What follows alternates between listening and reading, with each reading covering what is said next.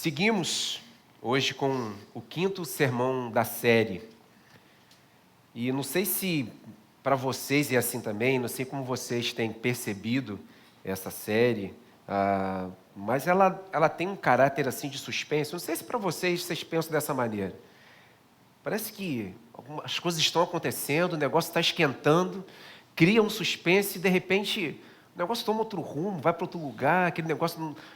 Eu queria que aquele desfecho acontecesse ali, não acontece, sempre cria esse ar de suspense.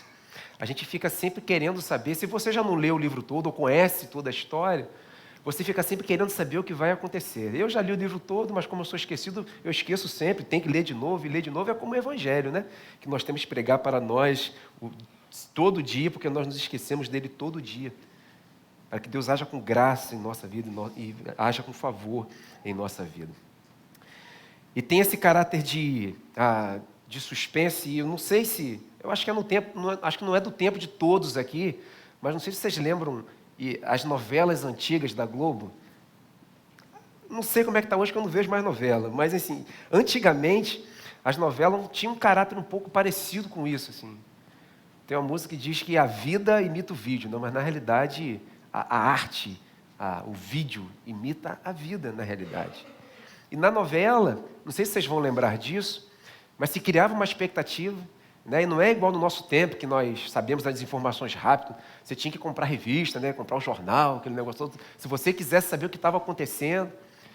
E na novela se criava aquela expectativa, o negócio ia se encaminhando, você achava que alguma coisa ia acontecer, você não sabe se ia para um lado, se ia para o outro, o que ia acontecer, criava sua expectativa e de repente a imagem congelava e aparecia aquele dizer assim, a seguir, cenas dos próximos capítulos. Aquilo me dava raiva, confesso a vocês. Mas hoje não mais, que eu não vejo mais novela, né? Mas isso era pior quando era no sábado, né? Porque no dia seguinte não tinha novela, você não sabia o que ia acontecer, só segunda-feira. Então a novela tem esse caráter de suspense, de criar suspense. A gente olha para o livro de Esther e percebe isso. A gente vai lendo, a gente pensa que o negócio vai acontecer, o negócio acontece, a gente cria aquela expectativa. E hoje, meus irmãos, nós vamos ler o capítulo 5, já quero te convidar, quero pedir para que você abra sua Bíblia no capítulo 5 do livro de Esther. Deixe ela aberta, certamente você vai dar uma folheada com ela, eu vou citar outros textos, caso você queira abrir também vai ser importante. Mas o capítulo 5, ele vai começar dizendo, e vocês vão olhar aí na Bíblia de vocês, 3 dias depois. 3 dias depois de quê, meus irmãos? Algumas coisas aconteceram no capítulo anterior. 3 dias depois de quê? O que havia acontecido antes? Se você não vem acompanhando, eu te convido a você dar uma olhada lá no canal do YouTube, para você saber ou lembrar, né, ou acompanhar com mais detalhes, mas eu vou resumir bem sucintamente o que aconteceu 3 dias antes aqui.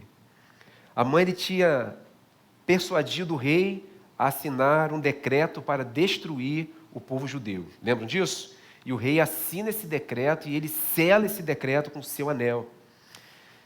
Mardoqueu, ele se lamenta profundamente quando esse decreto acontece. Mardoqueu é do povo judeu. E esse decreto aconteceu, vocês precisam, se vocês não lembram, vocês precisam voltar lá, olhar lá os outros sermões que foram ministrados aqui. O Mardoqueu, ele lamenta profundamente.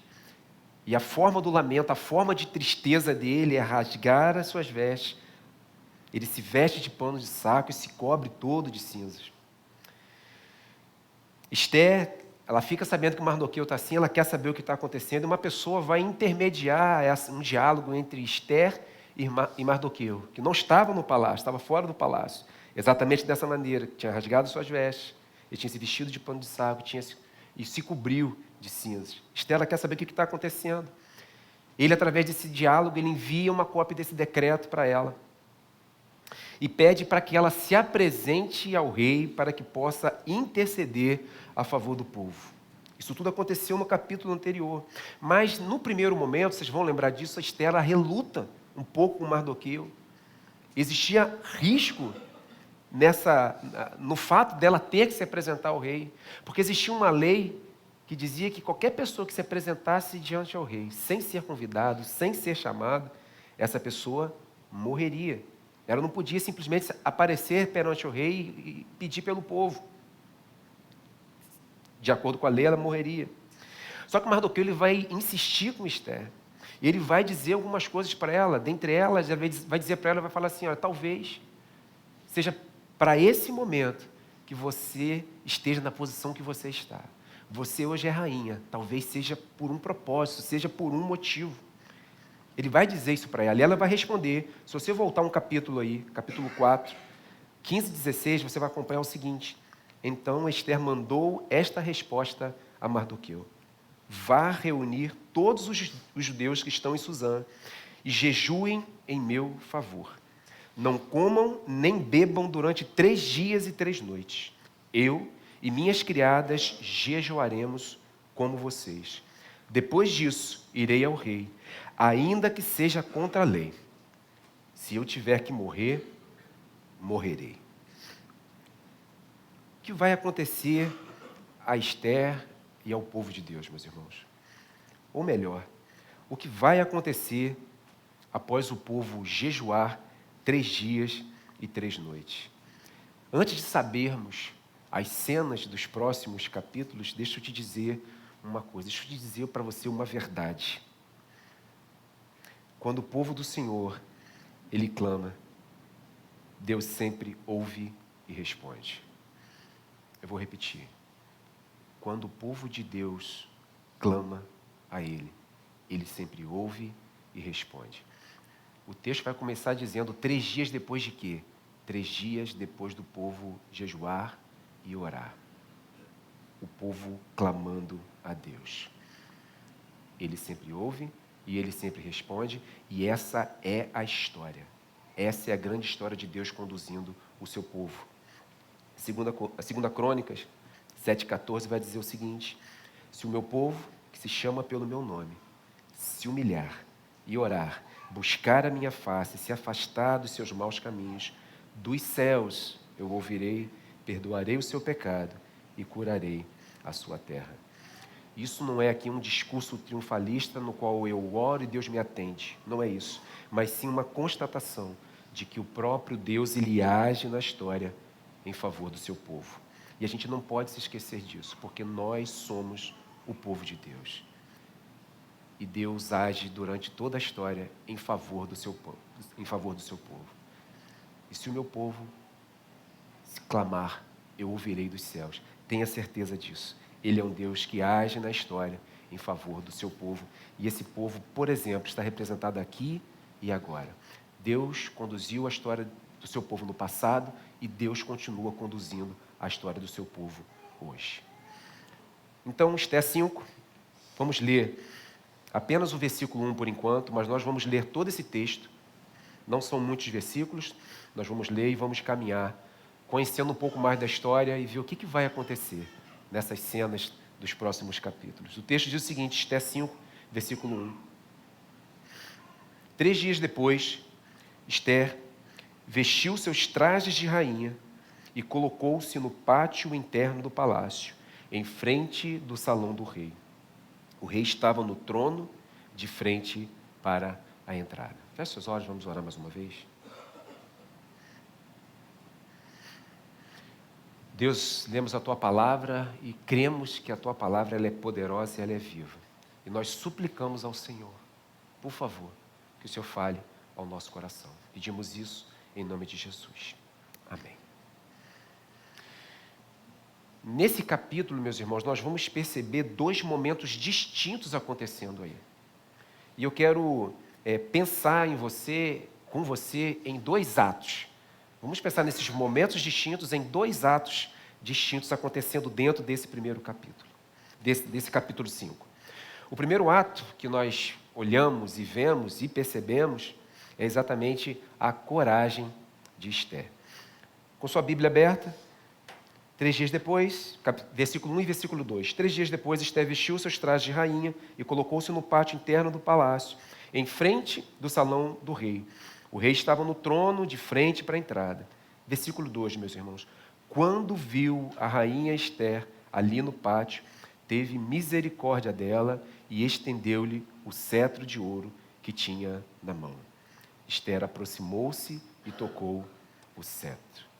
Além da questão da lei que existia uma lei que, se ela se apresentasse diante do rei sem ser chamada, e essa lei valia inclusive para a rainha. Se alguém se apresentasse sem ser chamado, sem ser convocado, certamente morreria.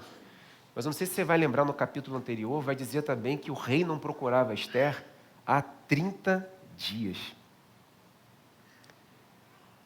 Há 30 dias que o rei não procurava Ester. E essa era uma questão que envolvia um risco muito grande. Além da lei, ainda tinha essa questão. O rei não queria saber de Ester. Ela sabia que existia um risco muito grande, existia um risco iminente de morte para ela, e o que ela faz? O texto, ainda no versículo 1, vai dizer que ela veste os seus trajes de rainha. Isso não acontecia por acaso também. Existiam algumas poucas situações onde isso acontecia. Na realidade, 3 ocasiões distintas que isso acontecia. Por conta de eventos cerimoniais e oficiais do reino. Quando tinha eventos públicos, por exemplo. Quando ela precisava se apresentar diante ao rei para uma audiência, mas essa audiência oficial ela era agendada.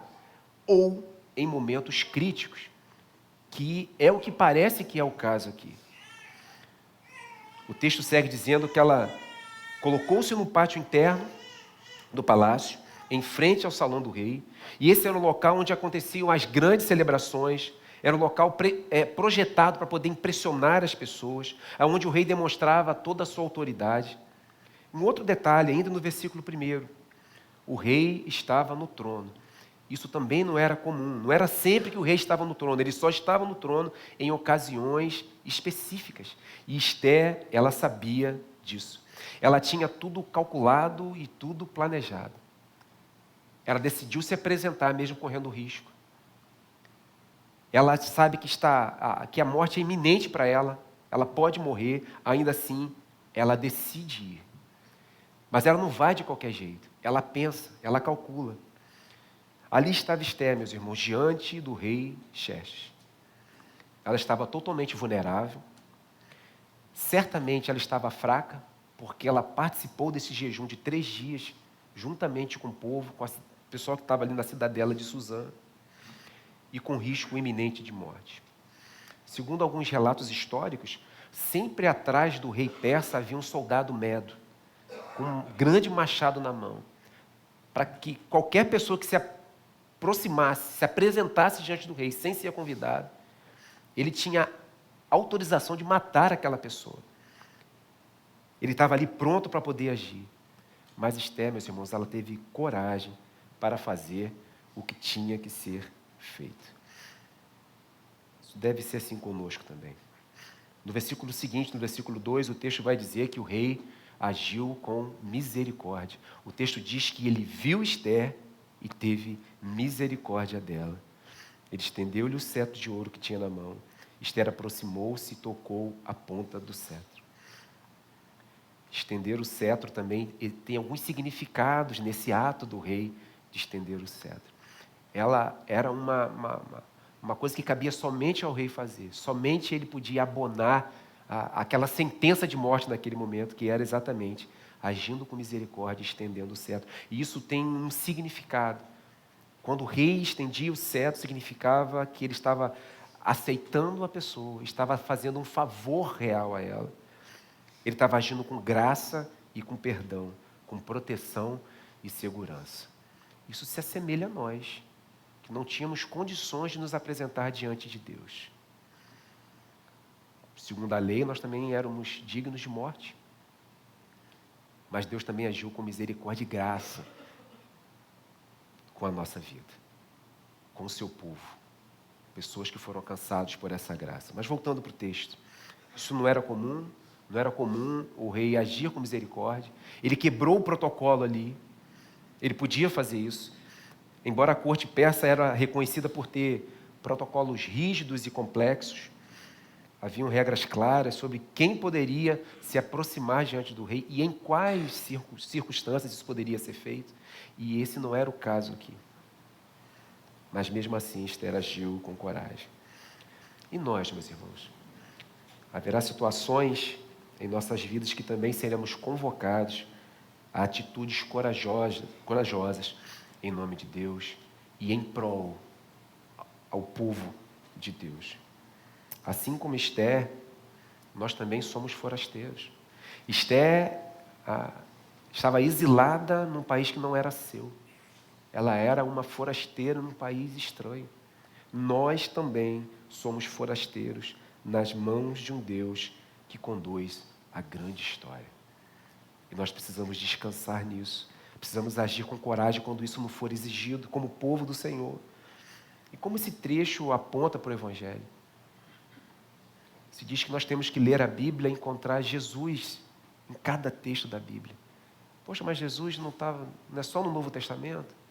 Não é só no Evangelho que Jesus surge? Mas a Bíblia toda, ela aponta para Jesus. Como a gente consegue enxergar? Esther era uma pecadora como nós, meus irmãos, mas ela foi poupada. Segundo a lei dos medos e dos persas, ela deveria morrer, mas ela foi poupada.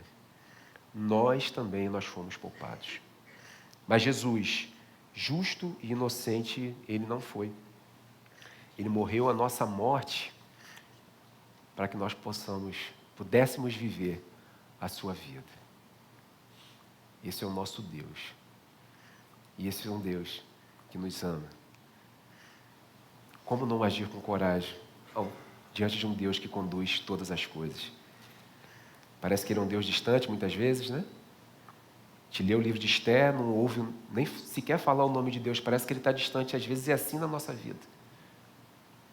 Mas ele está muito perto. Ele está agindo, mesmo quando nós não vemos. Então que possamos ter coragem, intrepidez, para fazer aquilo que precisa ser feito. Nesse trecho que nós lemos, nós somos representados por Esther, que mesmo merecendo a morte segundo a lei, encontrou graça e misericórdia, encontrou perdão. É assim que Deus faz com o seu povo, ele protege e derrama graça e misericórdia. Se nesse primeiro ponto nós vimos a coragem de Esther, nesse primeiro ato ainda dentro desse primeiro ato nós podemos perceber a sua prudência, a prudência de Esther. Eu quero te convidar a seguir no texto, vamos ler do versículo 3 ao versículo 8 agora. Acompanhe na sua Bíblia. Depois dele ter estendido o cetro, dela ter tocado na ponta do cetro, versículo 13, o rei lhe perguntou: que há, rainha Esther? Qual é o seu pedido? Mesmo que seja metade do reino, lhe será dada. Respondeu Esther: se for do agrado do rei, venha com Amã a um banquete que lhe preparei. Disse o rei: tragam Amã imediatamente para que ele atenda ao pedido de Esther. Então o rei e Amã foram ao banquete que Esther havia preparado. Enquanto bebiam vinho, o rei tornou a perguntar a Esther: qual é o seu pedido? Você será atendida. Qual o seu desejo? Mesmo que seja metade do reino, lhe será concedido. Esther respondeu: este é o meu pedido.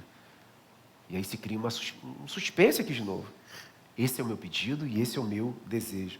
Se o rei tem consideração por mim, e se lhe agrada atender e conceder o meu pedido, que o rei e Amã venham amanhã ao banquete que lhes prepararei. Então responderei à pergunta do rei. Mais suspense. Após estender o cetro de ouro e permitir que ela se aproximasse, o rei quer entender o que levou Esther a correr risco, a se apresentar diante dele correndo risco de morte. O texto diz que o rei lhe perguntou: que há, rainha? Qual o seu pedido? Mesmo que seja metade do reino, será dado a você. Imagina aqui vocês, esposas, se o esposo de vocês vira para vocês e fala assim: pede o que você quiser que eu vou te dar. Vou te dar 5 segundos para você pensar aí. Pensou que você vai pedir ao seu esposo? Eu vou sugerir a você que você comece pedindo ele que pague seu almoço hoje fora, né? Você pode começar por aí. Fica a dica e depois vocês me agradecem. Se quiser me convidar também, tudo bem, né? Eu vou segurar a vela, essa expressão? Igual a Amã aqui, né? Que foi convidado, quem? Amã e o rei. Amã foi, né, ali segurando o velo, mas enfim, fica a dica para você, né, se seu esposo virar e falar para você, pede tudo o que você quiser. O rei sabia, meus irmãos, que não seria por qualquer motivo que Esther arriscaria a sua vida. Isso é notório. E o rei quer saber o que levou ela a arriscar a sua vida. Eu preciso te lembrar de um detalhe que é muito importante. Esther vai intervir para o seu povo, vai intervir pela vida do povo judeu, do qual ela faz parte, mas ela ainda não tinha revelado a sua identidade. Ela ainda não tinha dito que ela era judia. O decreto era exatamente para exterminar os judeus. Ela não tinha revelado isso ao rei ainda. Isso vai acontecer? Não sei. Fica a dica para você acompanhar aí. Né? O rei promete a metade do reino e é só pedir. Pede o que você quiser, que eu te dou. Metade do meu reino é teu. Só pedir. Mas, ao invés de falar o que ela queria, ela convida o rei e Amã. No capítulo 3, se você voltar um pouquinho, você vai perceber que Amã, ele é chamado de inimigo dos judeus. Em um dos sermões aqui, o pastor Sábio explicou o porquê isso aí. Ela vai convidar tanto o rei quanto Amã para um banquete. Que ela, naquele momento, ela iria revelar o que ela queria. Quem convidaria um inimigo para o banquete, meus irmãos? Amã é conhecido aqui como inimigo do povo judeu, e ela convida tanto o rei quanto Amã para esse banquete. Esther, ela cria essa expectativa, ela cria esse suspense no rei, ela cria esse ambiente de suspense, mas ainda não era o momento, ainda não era a hora, e a gente percebe que ela age com prudência, pois tem muita coisa em jogo aqui. E aquele não era o momento certo para ela fazer o pedido. O rei fala com ela na frente de todo mundo. Será que seria o momento dela na frente de todo mundo fazer o pedido? Existia uma lei, existia um decreto no qual ele assinou e selou com o seu anel. Não era o momento. Agora, ela faz esse convite. Eles estão diante daquele banquete. O banquete está acontecendo. Eles estão ali bebendo vinho, se divertindo. Quando o rei vai perguntar novamente a ela, versículo 6, qual o seu pedido? Você será atendida. Qual o seu desejo? Mesmo que seja metade do reino, será concedido a você. Olha o que ela fala. Eles estão no banquete que ela tinha convidado e ela vai dizer o seguinte. Esther respondeu, este é o meu pedido e o meu desejo. O rei pensou, poxa, ela vai falar agora o que ela quer. Se o rei tem consideração por mim e se lhe agrada atender e conceder o meu pedido, que o rei e Amã venham amanhã ao banquete que lhes prepararei. Então responderei à pergunta do rei. Ela não disse o que ela queria ainda, mas só que ela sabe que o rei é um cara festeiro, um cara que gosta de festa. Vamos lembrar que começou o livro de Esther com o quê? Com festa. 180 dias. A gente pensa que acabou, não, mais 7 dias de festa. O rei gosta de festa. Ela prepara um banquete. E quando o rei pensa que ela vai dizer o que ela quer, ela convida o rei Amã para mais um banquete. Nada de pedido, meus irmãos, e mais um banquete. Um comentarista desse texto, ele sugere que se o rei atende esse segundo pedido de Esther, isso significava que o rei estava nas mãos dela. Olha que interessante. Além de agir de forma prudente, ela também é muito cuidadosa. A gente percebe isso. O que vai acontecer? Esse segundo banquete não aconteceu ainda. O que vai acontecer nesse segundo banquete? Então eu digo um negócio para vocês. A seguir, cenas dos próximos capítulos. O suspense, meus irmãos, ele está no ar. Qualquer curioso de nível médio aqui já tinha tido um infarto aqui, por exemplo. Meus irmãos, mas o que isso nos ensina? O que isso traz para a gente de lição? Por vezes nós somos precipitados no agir e no falar. Como você é? Como você reage a uma pessoa que levanta um assunto que você discorda nas redes sociais, por exemplo? Você é daqueles que já vai para o textão? Eu vou para o textão e, às vezes, sem pensar nas consequências, às vezes você pensa assim, eu vou usar palavras carinhosas. Mas a pessoa não entende as palavras como carinhosas. Será que nós agimos com prudência nas redes sociais? Por exemplo, eu estou dando apenas um exemplo aqui, mas na nossa vida como um todo, agimos com prudência, agimos com cuidado. ou você decide tratar das coisas de maneira prudente. Às vezes, determinadas situações precisam ser tratadas pessoalmente. Às vezes, o que eu vou dizer precisa ser muito bem pensado antes de ser dito. Não só o que eu vou dizer, mas a forma como eu vou dizer. Nós somos prudentes nessa área, meus irmãos. É uma reflexão para mim e para você, porque às vezes nós precisamos tratar isso no nosso coração, na nossa vida. Deixa eu dizer alguns textos para você, que a palavra de Deus fala sobre isso. Tito 3,9 vai dizer o seguinte: evite, porém, controvérsias tolas, genealogias, discussões e contendas a respeito da lei, porque essas coisas são inúteis e sem valor. Tiago, capítulo 1, versículo 19 e 20, vai dizer o seguinte: meus amados irmãos, tenham isto em mente.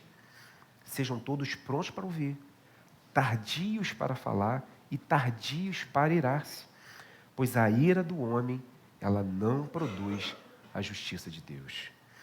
João, na sua terceira carta, ele vai escrever para uma pessoa chamada Gaio. E ele escreve uma porção de coisa para Gaio. Mas chega uma hora que ele fala assim: calma aí, tem coisa que eu não posso dizer por carta. O texto diz o seguinte: tenho muito que escrever, mas não desejo fazê-lo com pena e tinta.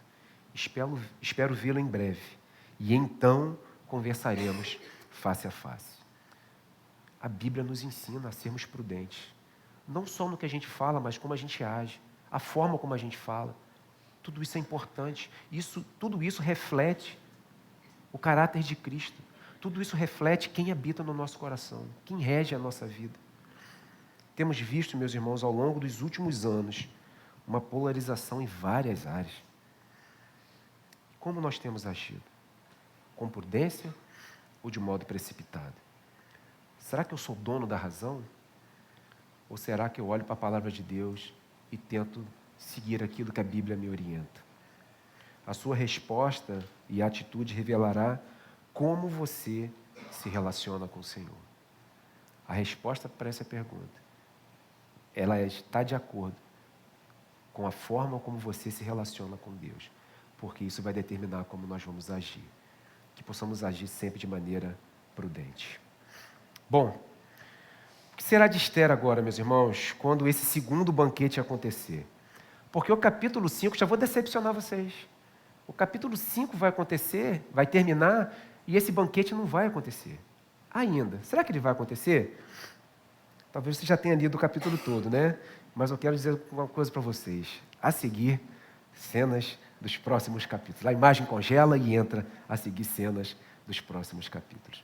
Mas o texto segue, meus irmãos. Eu quero pensar agora no segundo ato com vocês. Alguns personagens saem, outros personagens se mantêm, e alguns personagens entram nessa história, nesse capítulo, nesse momento. Nesse segundo ato, também nós vamos destacar 2 pontos importantes, e o primeiro deles que eu quero chamar a atenção para mim e para você é a altivez de Amã. E a altivez aqui, meus irmãos, é no sentido de se sentir superior, no sentido de se sentir melhor do que os outros. Está com sua Bíblia aberta? Versículo 9. Olha o que diz o versículo 9.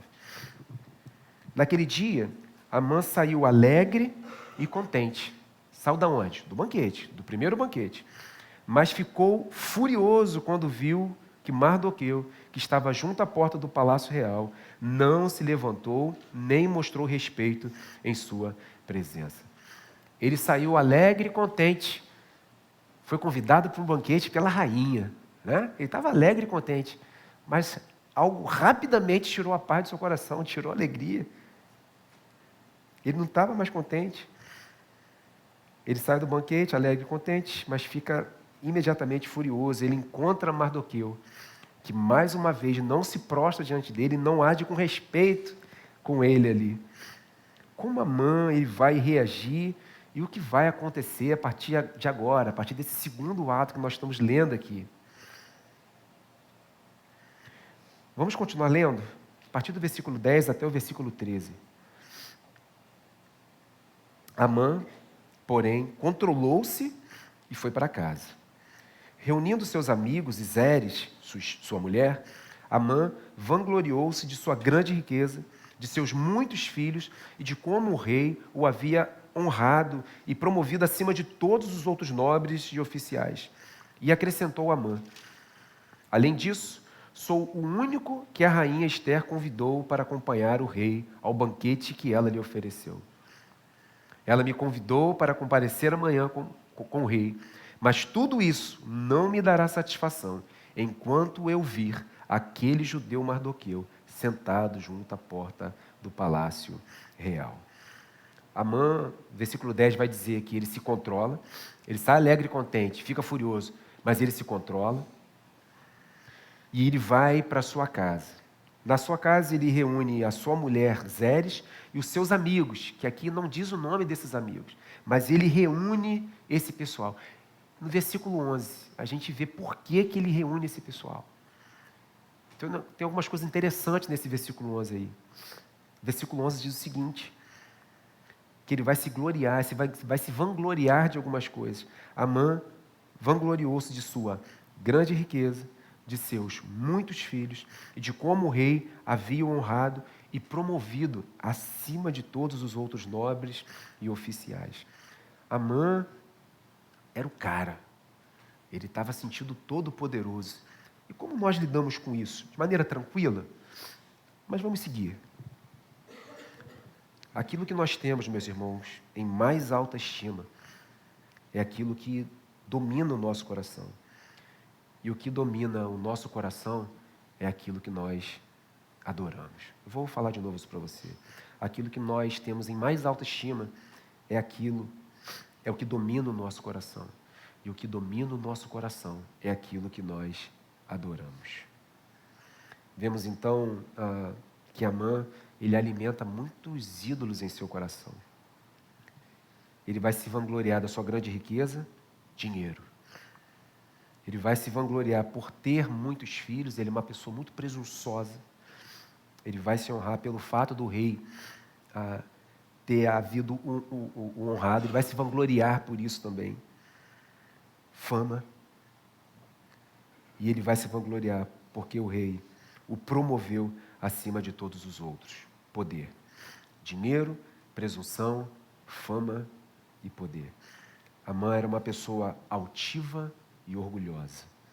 Mas o orgulho e a altivez, eles precedem a queda. Não sou eu que estou dizendo isso. É a palavra de Deus que está dizendo isso. Olha o que diz em Provérbios 16, 18.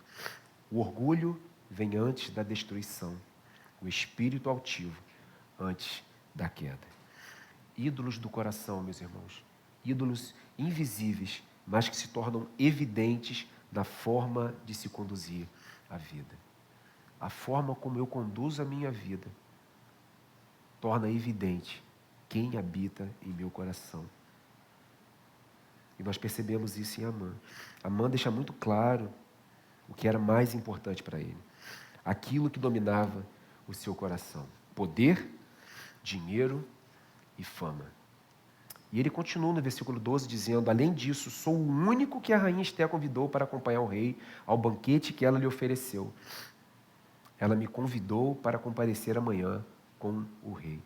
Está muito claro para nós aqui, meus irmãos, o que domina o coração de Amã. Onde está a sua glória? Em que ele se vangloria?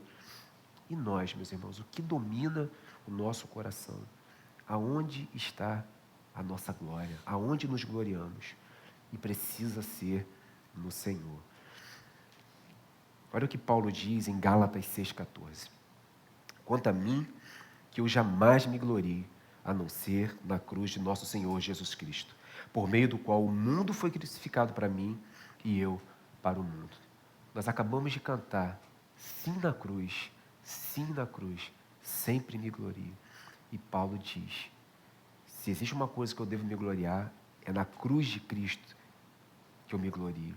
Se a minha glória está, meus irmãos, no sacrifício de Cristo, se quem habita no meu coração é o próprio Deus, isso será evidenciado na minha vida e na maneira que eu me relaciono com as pessoas.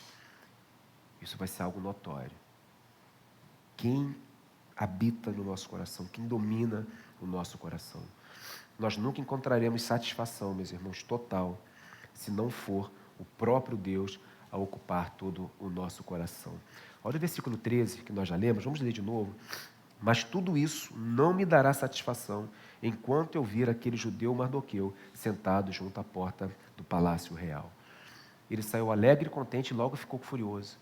Ele acabou de se gabar aqui, que ele tinha fama, dinheiro, poder, ele tinha muitos filhos, mas nada disso trazia satisfação para a vida dele. Por quê? Porque a única coisa que traz satisfação para a nossa vida é Deus no nosso coração. É ter o nosso coração habitado pelo próprio Senhor. O Emílio Garófalo, que escreveu um livro sobre Esther, que a gente tem lido também durante a série, ele tem uma frase interessante: idolatria e infelicidade andam juntos. Idolatria e infelicidade andam juntas. Mesmo diante de tudo que ele julgava ser mais importante, tudo que Amã julgava ser mais importante, ele ainda não estava satisfeito. E assim é com a gente também, meus irmãos. Não encontraremos satisfação total, plena. Nós vamos encontrar prazeres momentâneos, coisas que achamos que nos trará felicidade, mas ela logo se vai. Nós logo mudamos, logo como Amã, logo ficou furioso. Mas ele não tinha fama, não tinha dinheiro, eram as coisas que ele julgava ser mais importantes. Nada traz satisfação se não for através do próprio Deus. Que isso também nos sirva de lição para nós. Dentro desse segundo ato, quero chamar a atenção para vocês de uma segunda e última coisa: a influência dos outros. Versículo 14, é o último versículo desse texto. Acompanha na sua Bíblia. Então Zeres, sua mulher, e todos os seus amigos lhe sugeriram: mande fazer uma forca de mais de 20 metros de altura e logo pela manhã peça ao rei que Mardoqueu seja enforcado nela. Assim você poderá acompanhar o rei ao jantar e alegrar-se. A alegria dele tinha ido embora. A sugestão agradou a Amã e ele mandou fazer a forca. O conselho da esposa e dos amigos de Amã poderia ter sido o seguinte: Amã, você já é a segunda pessoa mais importante do reino. Você já tem fama, você já tem dinheiro, você já tem poder. Para que você se importar com esse judeu? Que daqui a pouco vai morrer por causa do decreto do rei. Para que você se importar com ele? O que já seria uma sugestão ruim, a sugestão foi ainda pior. A sugestão é: manda fazer uma forca para poder enforcar Mardoqueu. O conselho da mulher e dos amigos de Amã foi para saciar a sua sede de vingança. Ele tinha uma vingança pessoal contra Mardoqueu. E o texto diz que a sugestão agradou a Amã. Ele gostou do conselho que ele ouviu: faça uma forca e enforque Mardoqueu. Meus irmãos, estatisticamente, 2/3 dos conselhos que recebemos são ruins. Mais uma dica que eu estou dando para vocês aí. Por que Amã se agradou do conselho da sua esposa e dos seus amigos? Porque seu coração estava cheio de maldade, seu coração estava cheio de ídolos. E quanto a nós, meus irmãos, quais são as vozes que nós temos ouvido? Nós somos influenciados por todos os lados. Nós nos relacionamos no trabalho, em casa, nosso contexto social, com os nossos amigos. Quais vozes estão fazendo efeito no meu ouvido e no meu coração?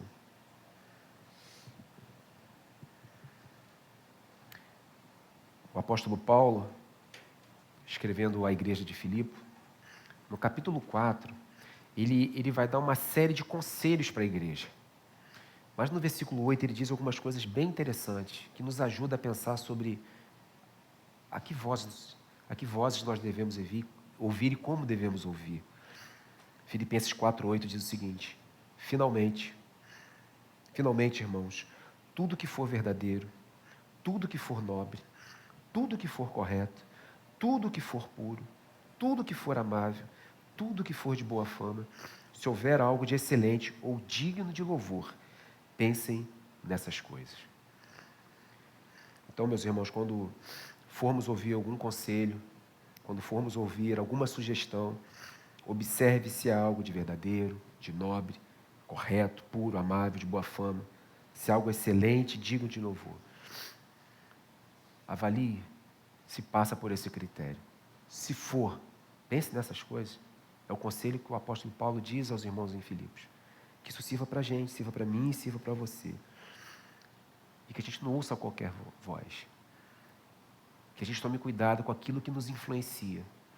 Vem da parte de Deus, é puro, é nobre, é agradável, é excelente, é digno de louvor, então ouça. Pense nessas coisas. Mas se não, ignore. Não ouça qualquer voz. Ouça apenas a voz que vem de Deus. A voz de Deus, ela vem através da sua palavra.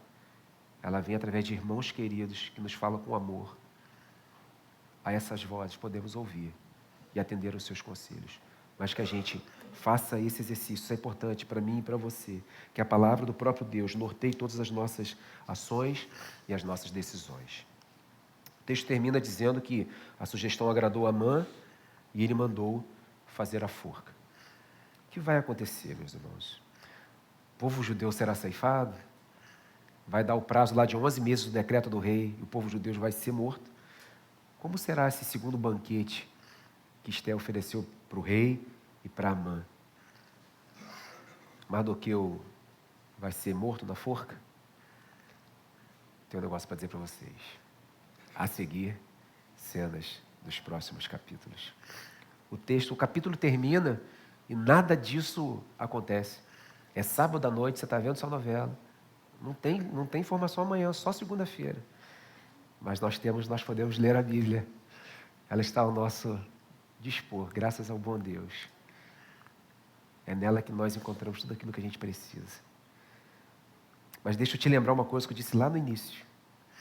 Deus age na história em favor do seu povo. E eu estou dando um grande spoiler aqui, se você não leu ainda. Deus age na história em favor de você, que faz parte do povo dele. Quero chamar a banda à frente.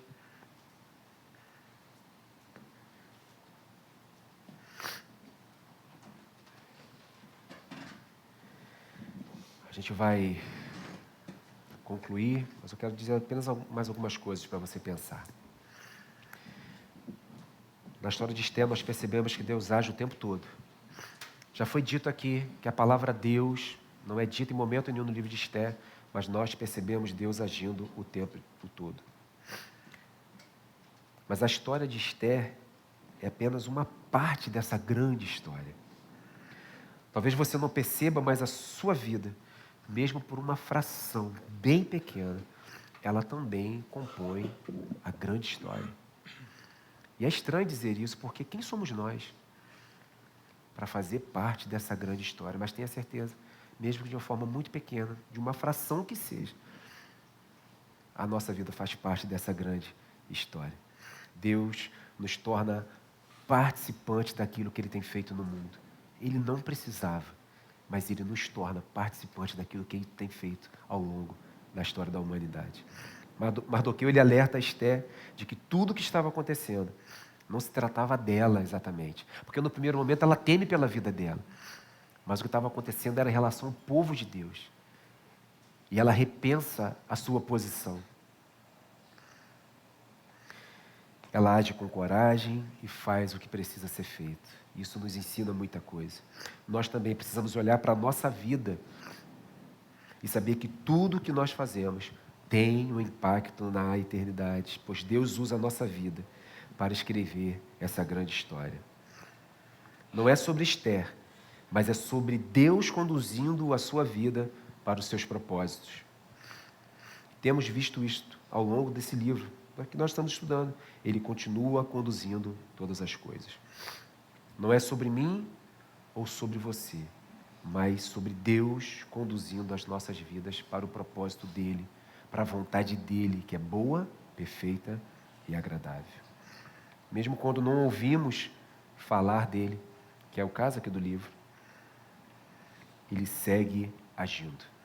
Mesmo quando não conseguimos o perceber, quando nós não o vemos, ainda assim, nós pertencemos a Ele. Passamos por momentos assim, às vezes parece que a gente não vê Deus agindo, mas ainda assim nós pertencemos a Ele.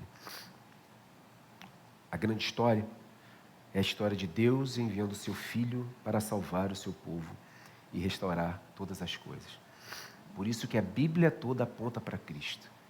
Porque durante toda a história a gente percebe um Deus conduzindo todas as coisas. O nosso Redentor, Jesus Cristo, Ele vive e no último dia Ele virá buscar o seu povo para estar com Ele para sempre. Que a nossa vida, meus irmãos, seja conduzida para a sua glória e que Ele possa nos abençoar e que essa palavra possa falar poderosamente ao seu coração. Deus nos abençoe.